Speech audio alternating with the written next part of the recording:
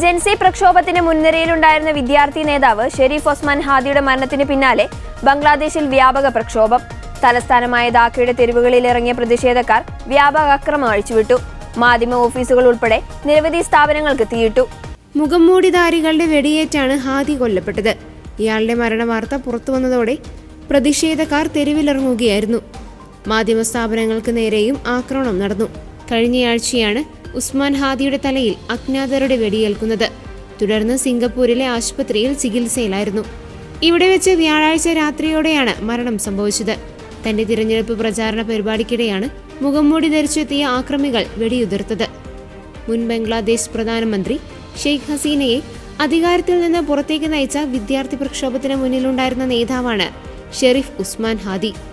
മരണവാർത്തയറിഞ്ഞെത്തിയ പ്രതിഷേധക്കാർ രാത്രി വൈകിയും നിരത്ത് കീഴടക്കി.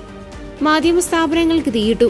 ധാക്കയിലെ ഷാബാഗ് ഉൾപ്പെടെയുള്ള സ്ഥലങ്ങളിൽ തടിച്ചുകൂടിയ പ്രക്ഷോഭക്കാർ വൻതോതിൽ അക്രമങ്ങളും അഴിച്ചുവിട്ടു. കുറ്റവാളിയെ ഉടൻ പിടികൂടണമെന്നാവശ്യപ്പെട്ടാണ് പ്രതിഷേധം. കൊലയാളികളെ അറസ്റ്റ് ചെയ്തതിൽ പോലീസ് പരാജയപ്പെട്ടുവെന്നും പ്രക്ഷോഭക്കാർ ആരോപിക്കുന്നു.